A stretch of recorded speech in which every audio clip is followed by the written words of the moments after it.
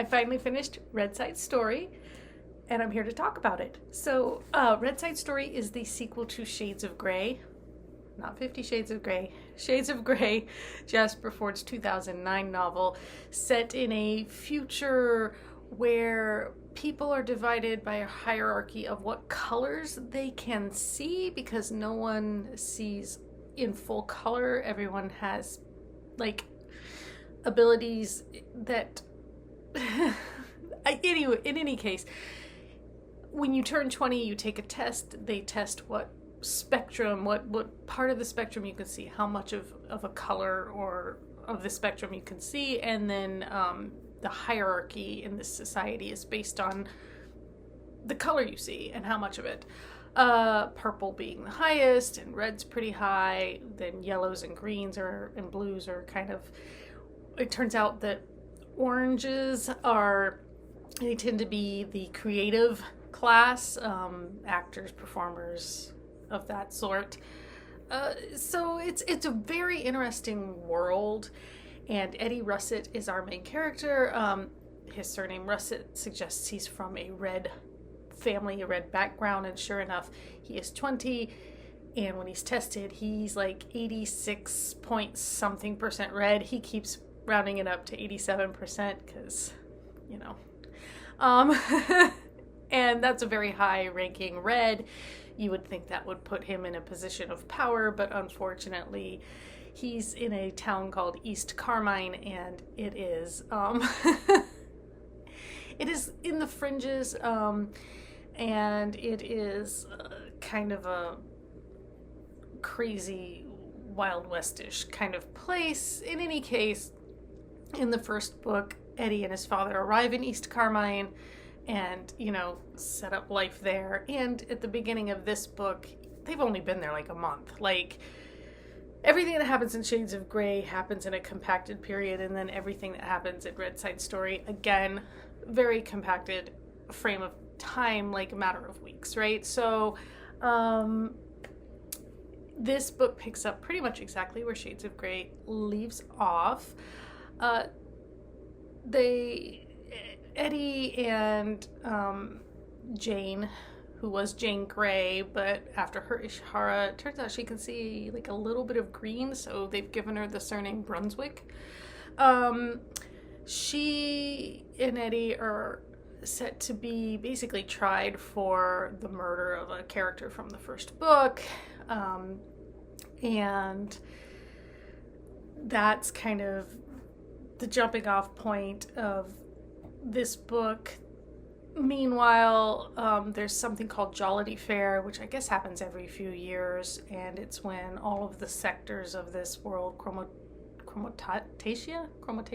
I guess, which we kind of learn is England, or what's left of, Great Britain, right? Like, the island of Great Britain. It's kind of what's left of it, it seems like. It's neither here nor there, but it gives you kind of an idea that, yes, this world is our world, but in a future, right? And Jollity Fair, like, chromatia is like in colored sectors, and then they come together every few years. They're kind of version of the Olympics, right? So there's that kind of going on as well. There's a lot. As I've mentioned in previous videos, Jasper Fforde leaves nothing to waste when he's writing. Every sentence bears weight. So it's never I don't want to say it's not a fast read. I actually read this pretty quickly, but like, you do have to concentrate. You do have to pay attention. This is not a just flick through the pages kind of read, because every little bit it's either world building or character building information. Like, you constantly have this stuff. At the same time, there are points in the story where things happen, and then that doesn't seem necessarily to go anywhere. At one point, they go into an abandoned town and discover what they call a Tin Man, because they had at some point these automatons of sorts that are still functioning on some level, but most of them have been discarded. And he, like, the this Tin Man, they set him the task of finding spoons and say they'll be back, or or something, and then they never go back. And I think at one point they tell a character, Tomo and Lucy, oh, if you go to this town, tell the Tin Man you know us and he'll give you the spoons, in quotation, for a variety of reasons, not a variety of reasons, but because of the wonky rules of this world, spoons are like of highest importance, and so they're kind of a currency, or they kind of add to your social standing. It's really bizarre. I can't explain it all. You kind of just have to read the books. But in any case, they send Tomo and Lucy. They're like, hey, if you find the Tin Man, he'll have spoons for you, and that's a good thing for them, right? Just take it on faith. There's man-eating trees in this world. There's all kinds of bizarre things. But what we get in Red Side Story is a little bit more of the background, or at least hints of how this world came to be and what is actually going on. These kind of tantalizing little tidbits. Because my understanding is there will be another book, that it's meant to be a trilogy. And this is very much the Empire Strikes Back, just in tone and form. Like, it's just like, yes, this is where we hit all the bad things, like bang, bang, bang, bang, bang. Everybody's, in trouble. Even the characters you don't like, or you don't want to like, or maybe I should say the characters Eddie doesn't like, you learn to have sympathy for in this book. Characters that were kind of irredeemable in the first book potentially are redeemed here. You do get sympathy and empathy for them, and a lot of them just turn out not to be as bad as you thought they could be, or they don't behave as badly as maybe they have the opportunity to behave, if that makes sense. In any case, it was great. I love the first book. I love this book just as much. I will say I gave it a 4.9 because it's such a great book, but it has some editing issues. And, maybe they'll fix that in future versions. But I know these are things that the average reader probably would not worry about, bother with, whatever. But as an editor, I can't ignore it when I see it. So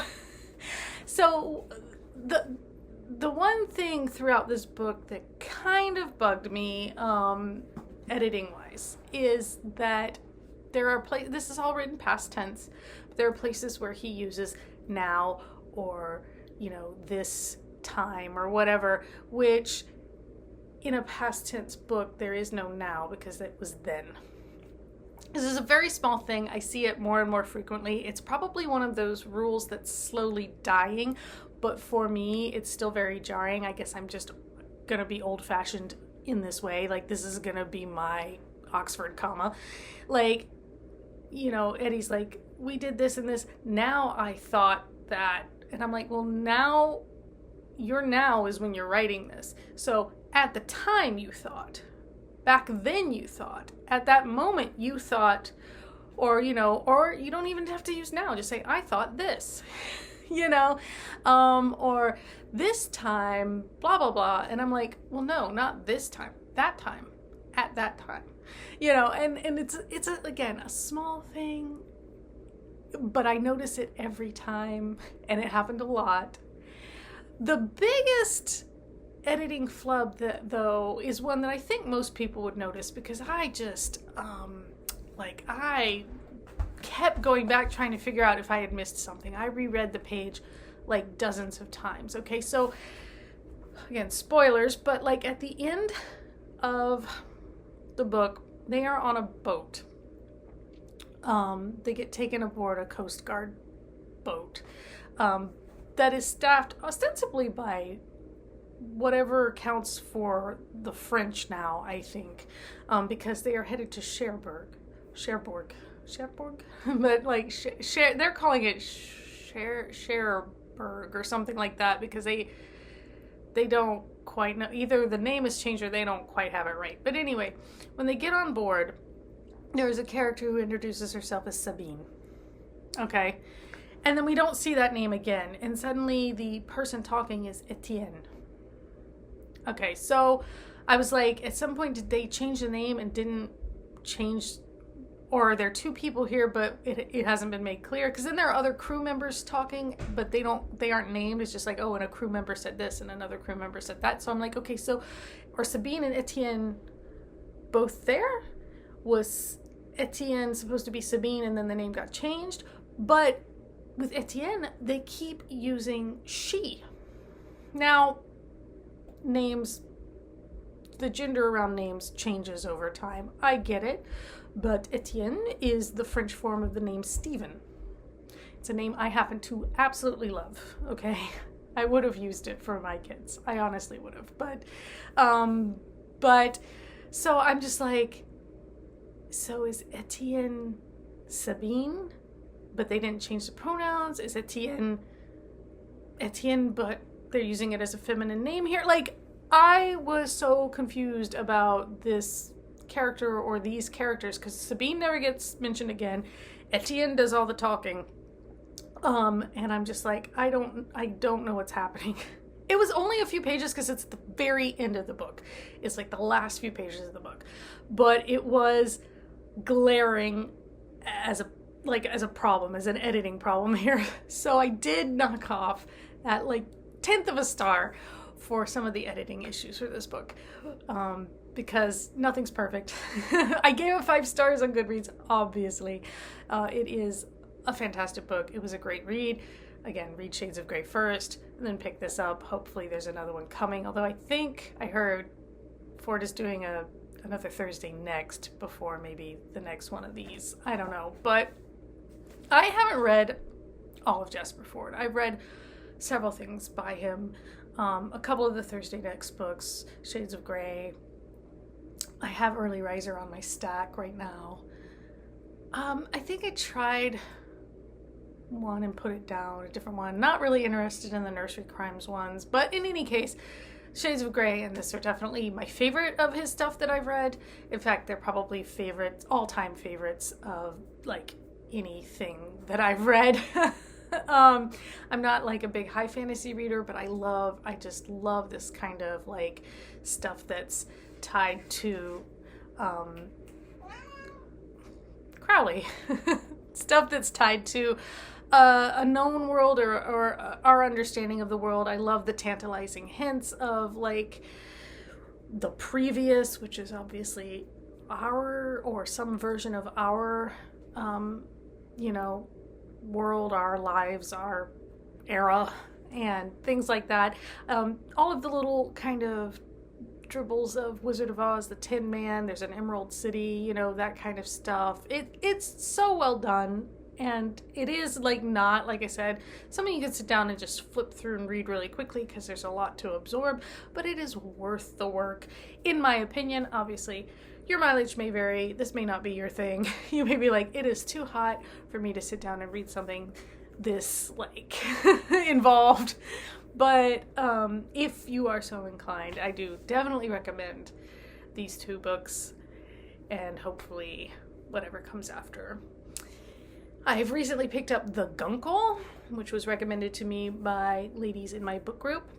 I'm not very far into it, like only 20 pages, but we'll see how it goes. And until next time, take care.